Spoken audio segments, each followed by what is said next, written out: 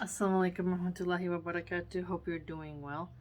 So in Tafseer As Sa'di, in Surah Al-Baqarah, basically 237, we learn about divorce and we learn about dowries and marriage. So let me read the ayat and then I want to share with you some of these cool points that I learned from this ayat. And if you divorce them before the marriage is consummated, but after the dowry has been settled, then half of the dowry is due to them unless they forego it.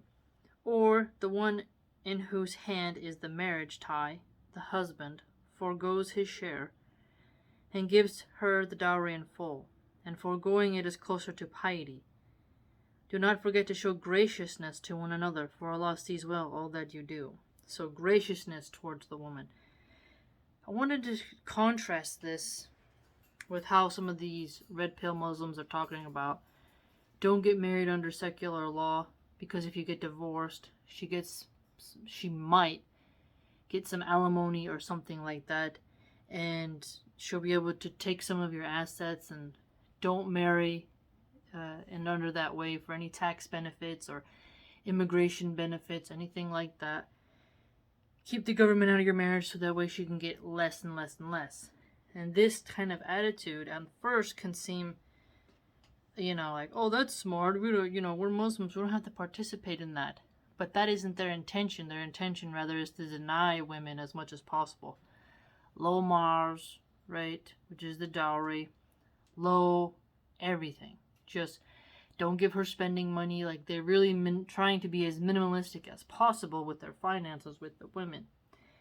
And that can be quite miserable, since a lot of women want to be kept. Women want to be provided for. Women do love gifts and the occasional kindness and whatnot. To compare, a woman wanting to be taken care of with a little bit of comfort to a gold digger is quite absurd. So when I read here that the man foregoing taking back half of his dowry is a sign of graciousness, I agree. It's like a gentleman. It's not money grubbing, essentially. Now, half, so it's 50-50 split, is what he says here. So that is, if you divorce women before consummating the marriage, and after settling the dowry, then the divorced women are entitled to half of the settled dowry, and you are entitled to half. So 50-50 split. It's not just the man gets to take everything back. And I liked that, because it shows true justice. And it really makes some of the people mad when you say 50-50. Now, there was a point here at the bottom that says, then Allah encourages people to forego this wealth, and states that the one who forgoes it is closer to piety, because it is an act of kindness that leads to people feeling at ease. So the act of kindness, helping people feel at ease, it's not just about, oh, this greedy woman, why should I give her this money? Why should she? She should have to go do this or have to go do that. No. I didn't even get to get some before we cut it off. Like, it's so vulgar, some of their attitudes.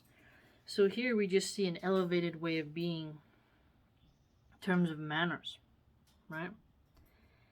And because the individual should not neglect to do acts of kindness, so foregoing the wealth, not taking back your 50 part of the dowry, is an act of kindness. So what do we have here?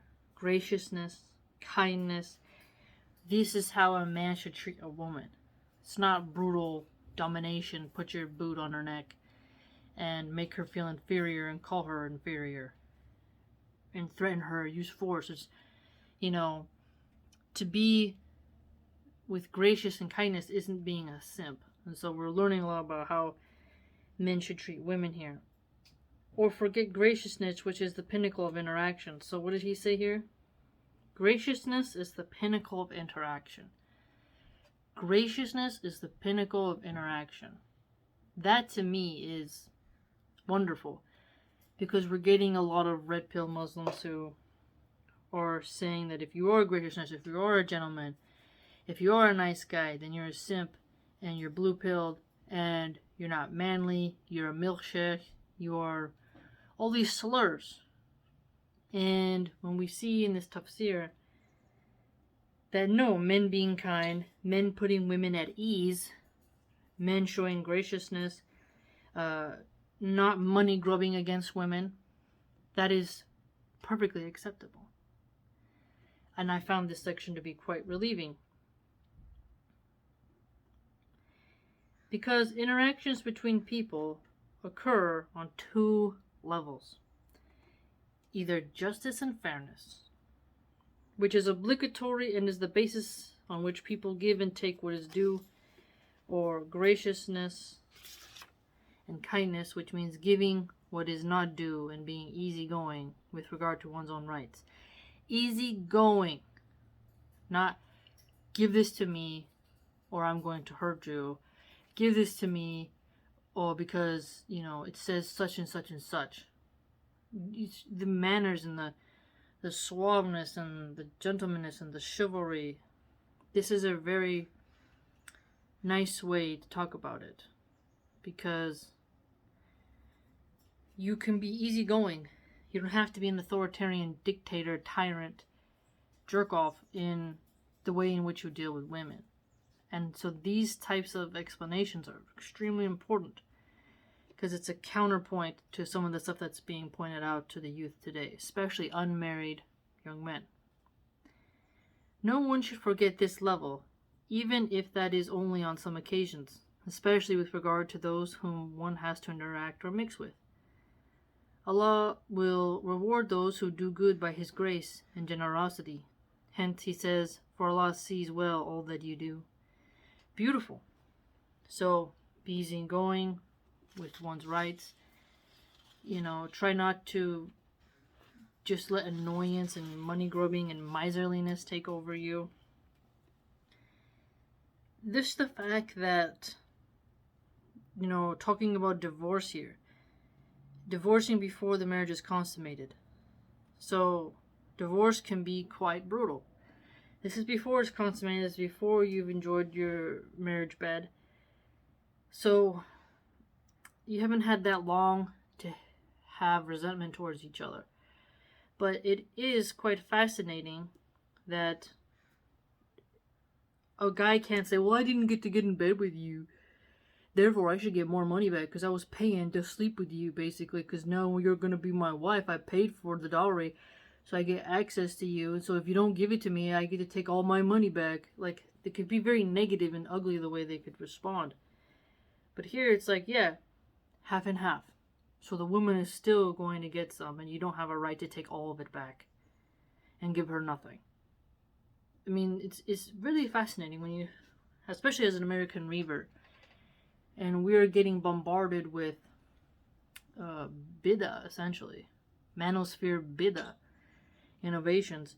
But then when you read the text and you see like, oh no, Islam wants graciousness in interactions. Kindness towards women isn't bad. We see a lot here, and you actually, by foregoing that money, are being closer to piety.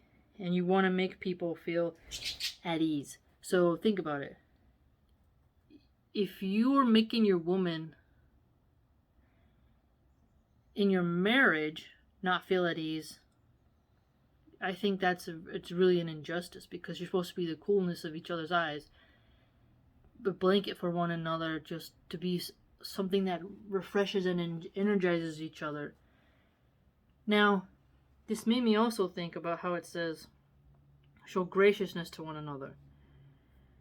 This is talking about divorce and dowry, but at the same time, if a woman is unhappy in her marriage because the man isn't showing graciousness towards her, he should fix that and sing for her to him. Graciousness. That should be a whole topic for us to examine. What does it mean to be gracious? And to deal with justice and fairness. Very excellent section here, because it really helps keep bitterness out. To leave on amicable terms. To separate civilly, nicely, not freaking out at the other person and trying to destroy their life. Think about how many breakups, they just go raw. But here we are being taught, be better than that. And that's what I really liked about this section. Let me know what you think. By the way, if you'd like to join my blog, it's www.subscribestar.com/MilahanArchive. Hope to see you there. Take care.